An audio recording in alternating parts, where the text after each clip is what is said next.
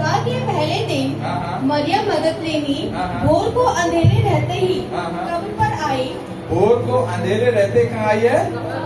कब्र पर आई और पत्थर को कब्र से हटा हुआ देखा। हाँ। तब वह दौड़ी हाँ। और शिमोन पतरस हाँ। और उस दूसरे चेले के पास हाँ। जिससे यीशु प्रेम रखता था हाँ। आकर कहा, हाँ। वे प्रभु को कब्र में से निकाल ले गए हैं हाँ। और हम नहीं जानती कि उसे कहाँ रख दिया है। हाँ। तब पतरस हाँ। और वह दूसरा चेला निकलकर कब्र की ओर चले। 10 तक पढ़ना पूरा। हाँ। वे दोनों साथ साथ दौड़ रहे थे, हाँ। परंतु दूसरा चेला पतरस से आगे बढ़कर हाँ। कब्र पर पहले पहुंचा हाँ। और झुककर कपड़े पड़े देखे, हाँ। तो भी वह भीतर ना गया। हाँ। तब शिमोन पतरस उसके पीछे पीछे पहुंचा हाँ। और कब्र के भीतर गया हाँ। और कपड़े पड़े देखे और वह अंगोछा जो उसके सिर से बंधा हुआ था हाँ। कपड़ों के साथ पड़ा हुआ नहीं, हाँ। परंतु अलग एक जगह लपेट कर रखा हुआ था। हाँ।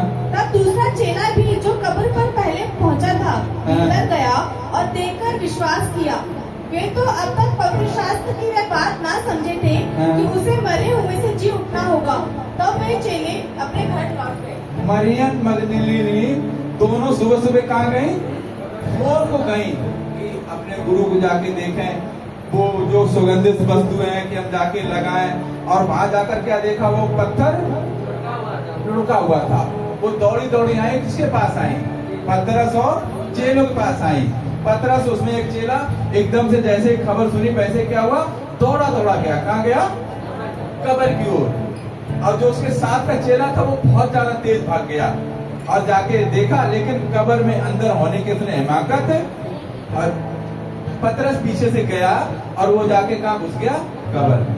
देखो एक बात सुनो ध्यान से, कोई चोरी करने आता तो सामान उलट पुलट करके और फटफट करके उल्टा पुल्टा फेंक फाक अपनी मतलब की चीजें लेकर चला जाता। ध्यान से सुनना, उलट पुलट करके अपनी मतलब की चीजें लेकर दौड़ जाता। उसे मतलब नहीं कि क्या सीधा रखूं, क्या कैसा रखूं, और अपने काम से चोरी चारी करके निकल जाता। लेकिन यीशु मसीह का पत्थर उसने रोका हुआ देखा। किसने? मरियम मगदलीनी ने, पतरस ने।